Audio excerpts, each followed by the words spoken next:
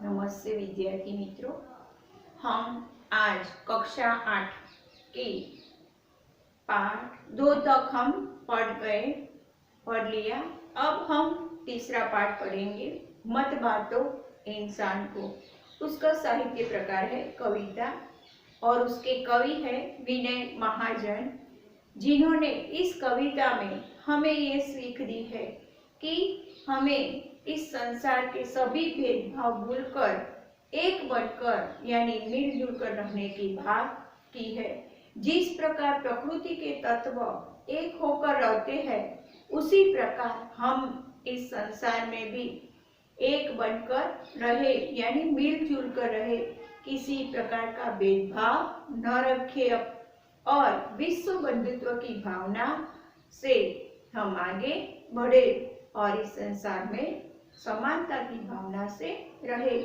इस काव्य का अब हम पठन करेंगे, तो इस काव्य को सब अपनी अपनी किताबें निकालकर विद्यार्थी मित्रों देखिए और उसका पठन करें। मंदिर मस्जिद गिरजाघर ने बांट लिया भगवान को, धरती बांटी सागर बांटा, मत बांटो इंसान को। अभी राह तो शुरू हुई है, मंजिल बेटी दूर है। उजियाला महलों में बंदी, हर दीपक मजबूर है।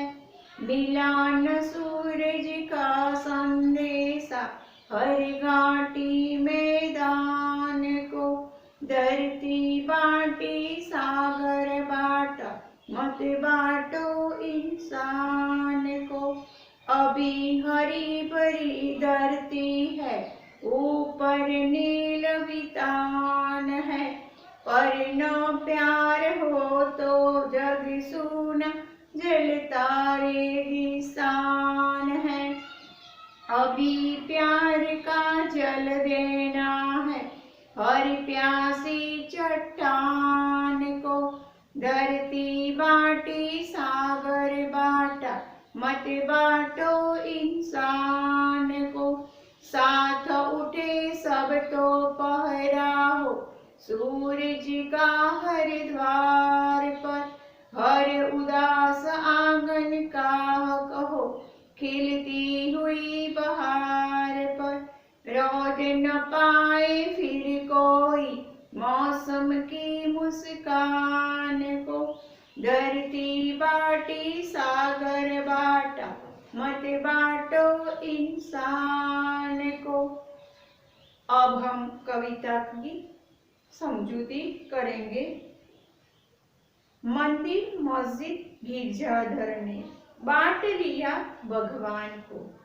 इस संसार का जो मनुष्य है, उसने भगवान को भी अपने अपने धर्म स्थानों में बांट लिया है। जिस प्रकार हिंदू ने मंदिर में, मुस्लिम ने मस्जिद में, ईसाई ने चर्च में, इस प्रकार भगवान का भी बंटवारा कर दिया है।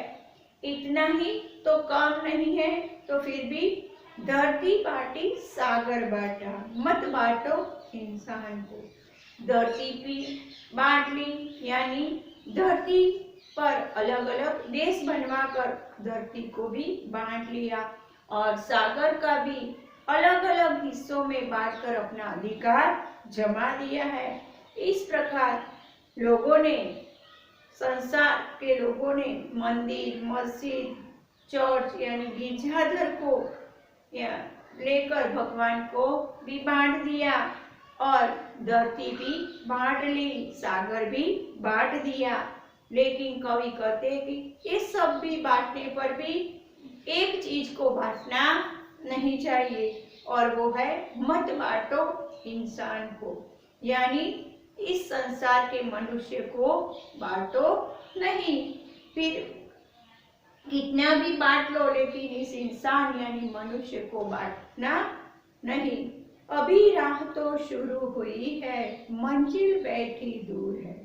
अभी राह शुरू हुई है, यानी समानता की भावना अभी शुरू हुई है, अभी सभी तक फैली नहीं है, अभी तो बहुत दूर है उसकी लक्ष्य मंजिल, यानी लक्ष्य बहुत दूर है।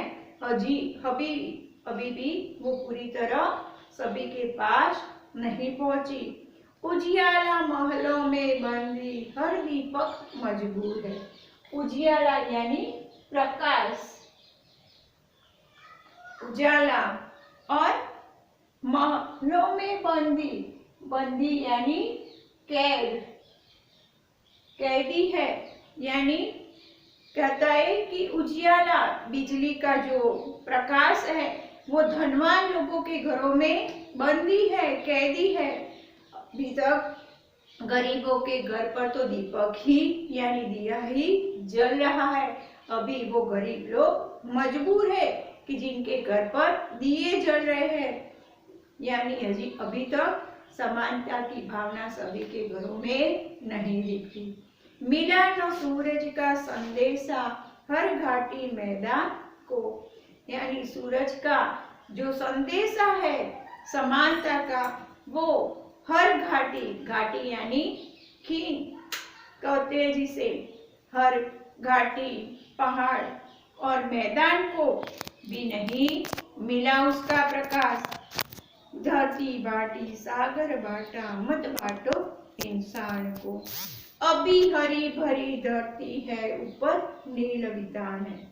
अभी हरी भरी धरती यानी पहले जैसी ही हरियाली वाली धरती है, ऊपर नीला रंग का आकाश है जो विशाल है, वो पहले ही जैसा है, उसमें कोई बदलाव नहीं है। पर ये जो संसार है, पर न प्यार हो तो जग सूना जलता रेगिस्तान है। जितनी भी धरती हरी भरी हो लेकिन उसमें प्रेम प्यार न हो तो वो रेगिस्तान रेगिस्तान यानी मरुस्थल जैसा दिख रहा है, जलता रेगिस्तान जैसा दिख रहा है, क्योंकि प्रेम के बिना ये जो धरती है एक रेगिस्तान की तरह है। अभी प्यार का जल देना है हर प्यासी चट्टान को। इस जो प्यार के बिना जो चट्टान यानी शिलाखंड है उसी को पानी की प्यास पानी देकर उसकी प्यास बुझाना है।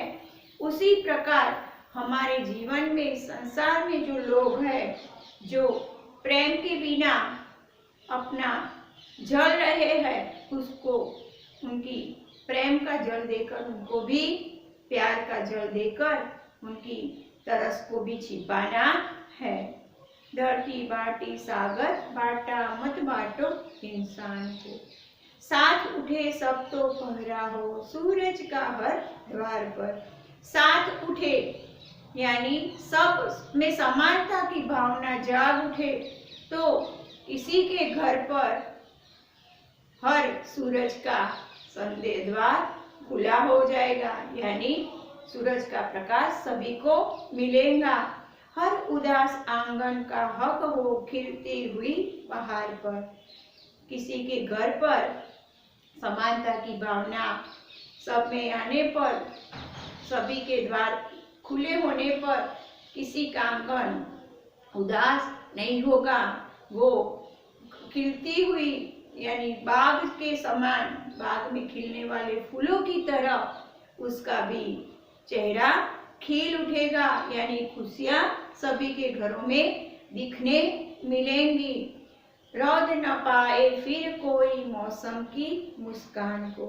कैसे रौद न पाए लेकिन कोई कुचल नहीं पाएगा। जो समानता की भावना सब में होगी तो कोई किसी पर अत्याचार नहीं करेगा, उनकी जो मुस्कान है उसको भी वो कुचला सकता और वो हमेशा हंसता ही रहेगा। लेकिन सब में समानता की भावना हो तब ये पूरा सब में समानता की भावना हो तो ये कोई किसी पर अपने अत्याचार या गुलामी नहीं करेगा। और सब में कवि कहते हैं कि विश्व बंधुत्व की भावना हो, ऐसा कहते हैं।